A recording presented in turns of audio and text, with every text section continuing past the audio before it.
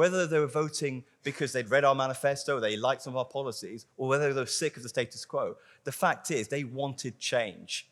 Now, we have to deliver on that change, and now we have the stability now, finally, to do that. And that means we are able to take difficult decisions, unpopular decisions. Yes, the opinion polls may not be in our favour, but if a government just governs on opinion poll week to week, that is no government. I look to Kevin Bonavia MP to continue the case for the opposition. Thank you, Mr. President. It is an honour to be here and to speak on behalf of the newly elected government here tonight. I want to thank the previous speakers who gave, in my view, excellent speeches, all three of them. On the proposition side, Ms. Gadd is very desperate for change. I can see that. And we on our side have already started making the case that this government has started making the fundamental change this country so badly needs after an absence of real government for the past 14 years.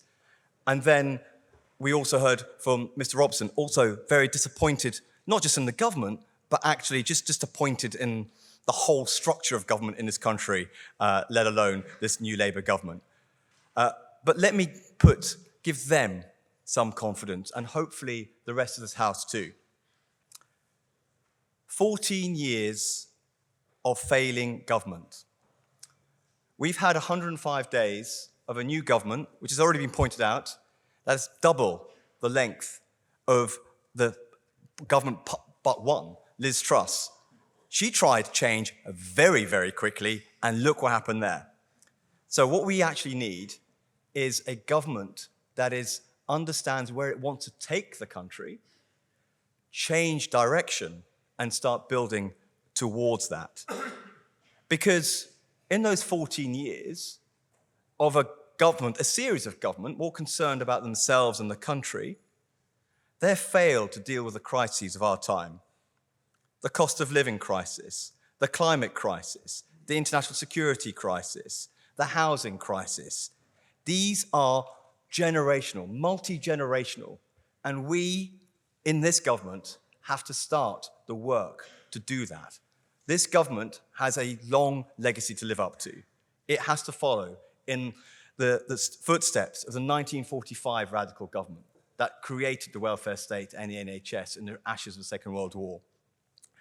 In the footsteps of the 1964 government that started the radical social change that this country badly needed. And in the footsteps of the 1997 government that also carried on and modernized this country, but there's still more work to do. So let me give you 3 reasons why you should have confidence in this new, young government. We now, firstly, have stability after 14 years of chaos. And although Mr. Robson is concerned that we have a lower share of the vote than you might expect, the fact of the matter is we've had the biggest turnover of seats since the Second World War. When I entered the House in July, I was one of over 350 MPs from all sides, new Greens and new Tories, new Reform as well. A very, very different House. And I know, and this government knows, that we have a lot of work to do to repay the trust that's been put on us in the fewer people who did vote in an election and reach out to those who remain apathetic. So we have a duty to do that. But yes, very happy to do so. How many of those votes do you think were perhaps votes to get out of previous governments rather than signs that people have confidence in your government? That's a very fair point.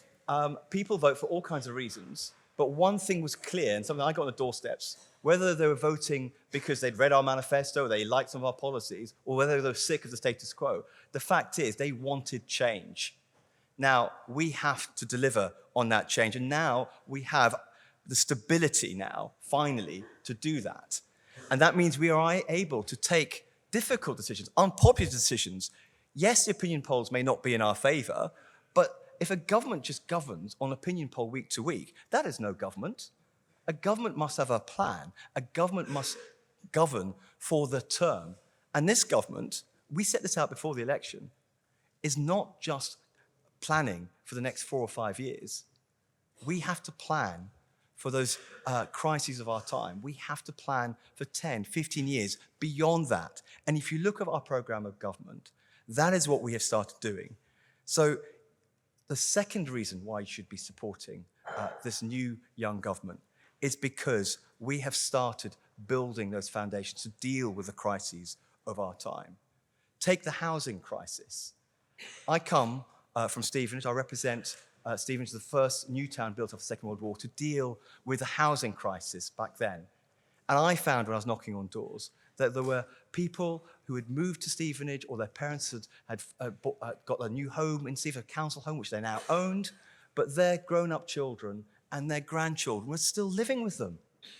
The tragic irony of a new town. And this government is now building new towns again.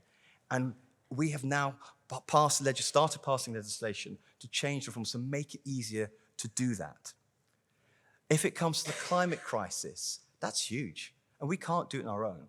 But we must do what we can in this country. And that's why we have already started legislation on creating a new state-owned energy company, GB Energy, which will not only invest in renewable energy, but deal with the fundamental issue that was brought up about the winter fuel payment. Actually, it's not right that pensioners should be paying more for their fuel energy, but nor should anybody, particularly also younger families that are struggling as well. So we need a fairer energy system and support those that are struggling. So when we make those difficult decisions, like the winter fuel payment, we have to ensure there are ways of supporting people in need. And that is what this Labour government is doing. And you will find myself and my fellow Labour MPs going out and saying, okay, if you didn't need it in the first place, that's fine. But we care about the people who may still be struggling, and that's why there are other means to help, whether it's a household support fund or the Warmer Homes discount. There are things that we can do, and that's why you need active MPs, and that's why we've got so many new MPs who are doing just that. And then the international crises.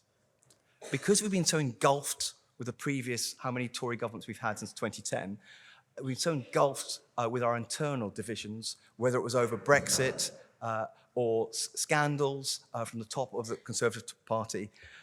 We have not reached out to our neighbours, whether in Europe, or dealt with the international security that is desperately needed. That is why, when it comes to the big conflicts out there, whether it's Ukraine or with Palestine and Israel now, you've got a government. We can't do it on our own, but we do have to get out there and show that we want, when it comes to that awful tragedy that's happening over the Middle East, that we want a two-state solution. And I visited those territories last year, and the tragedy there is that there is a future generation that's let down by their leaders. And then, finally, the third reason why you should support this new government. We heard, where's the change? What's been happening? Well, I'll tell you what's been happening. We've had 15 weeks, that's true.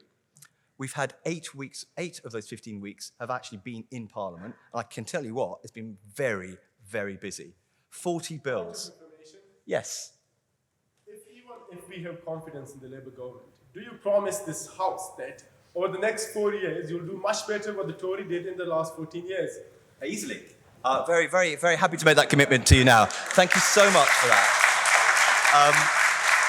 Because in the last few weeks alone, we have passed measures that people will be seeing if not already.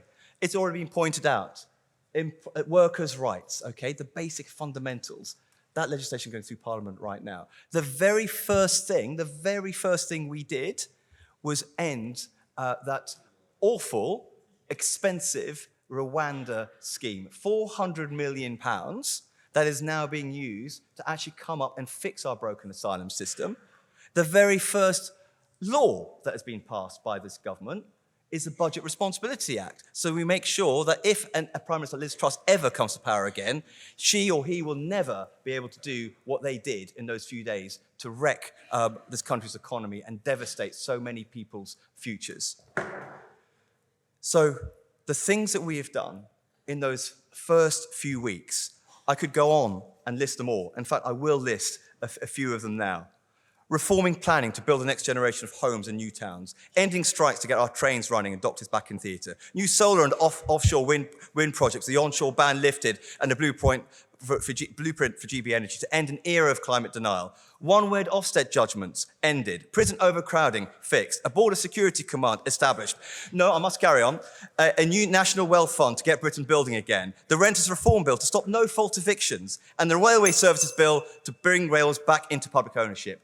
This is the start of fundamental change that this country so badly needs after 14 years.